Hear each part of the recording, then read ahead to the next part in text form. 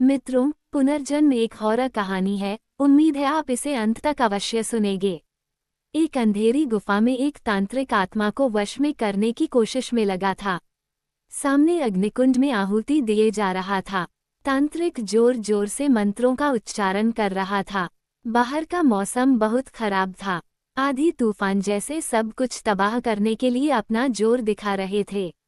इधर तांत्रिक अग्निकुंड के चारों ओर जल्दी जल्दी लकड़ी के ढेर लगा देता है, जिससे बाहर की आंधी अग्निकुंड को बुझा न दे।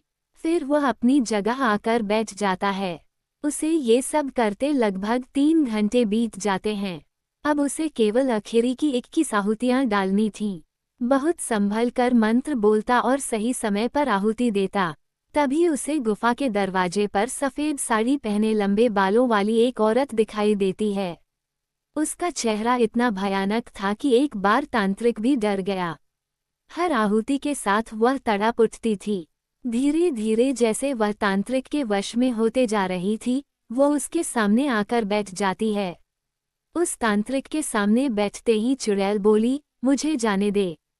मुझे क्यों बुलाया है? क्या चाहता है मुझसे? तांत्रिक बिना कुछ बोले आहुति देता रहता है। उसे अपनी आखिरी आहुति का इंतजार था। वह ध्यान भटकाना नहीं चाहता था। इधर चुड़ैल अपने उग्र रूप में आने लगती है।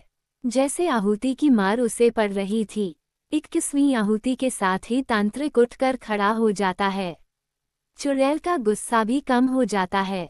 तांत्रिक बोला, अब तू मेरे वश में है। जा, आज के बाद तुझे जब भी याद करूं आ जाना मेरी शक्ति बनकर। चुड़ैल बिना कुछ बोले गुफा से बाहर निकल जाती है। तांत्रिक मन ही मन बुदबुदाता है, आज के लिए इतना ही काफी है। अब यह मेरे वश में है, अब मुझे अपना अगला कदम उठाना चाहिए। इधर इस सब से बेखबर यहाँ से सैकड़ों किलोमीटर दूर गुजरात में सेठ भंवर लाल जी के घर कई वर्षों के बाद पोता हुआ।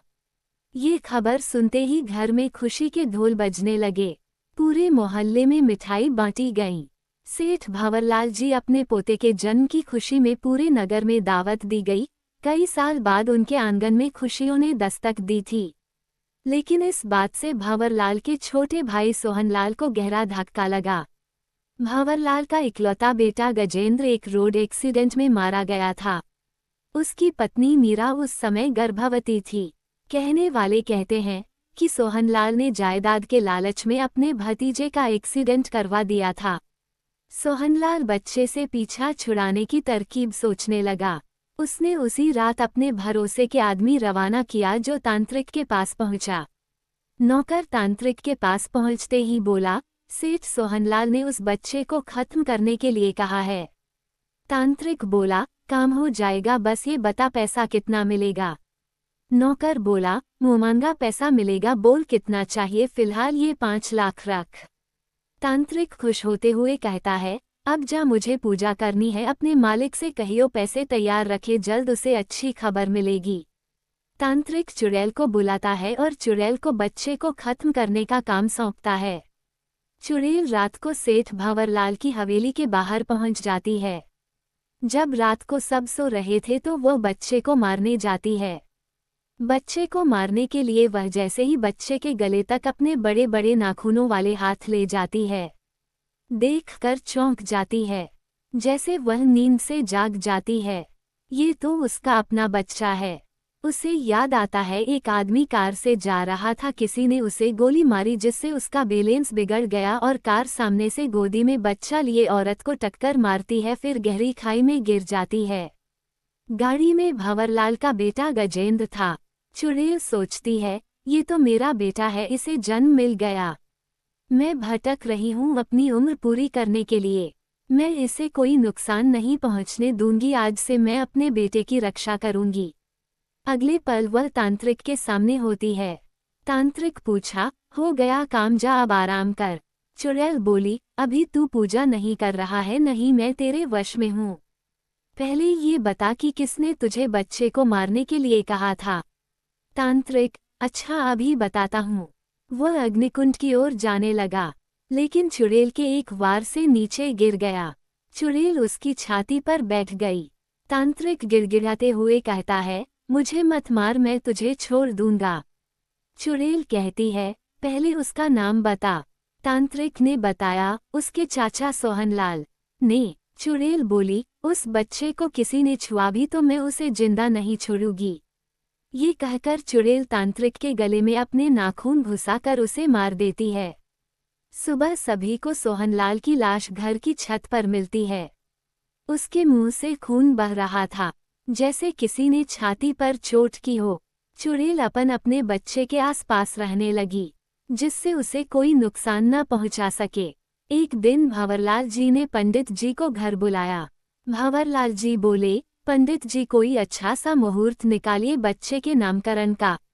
पंडित जी बोले, रुको यजमान, इस घर पर तो चुड़ैल का साया है। पंडित जी ध्यान लगाकर सारी बात समझ जाते हैं। वो सारी बात भंवरलाल जी को बताते हैं। भंवरलाल जी बोले, पंडित जी इस सब से पीछा छुड़वाइए। पंडित जी बोले, कल अमावस्या की रात है, मेरे घर आना, वहीं पूजा करेंगे, लेकिन अकेले आना। अगले दिन पंडित जी पूजा कर चुड़ैल को वहां आने के लिए विवश कर देते हैं। चुड़ैल बोली, मुझे छोड़ दे पंडित, उस तांत्रिक को भी मैंने मार दिया। पंडित बोला, मैं भगवान का भक्त हूँ, उनकी मर्जी के आगे सारी शक्तियाँ नाकाम हो जाती हैं। तू यहाँ से चली जा।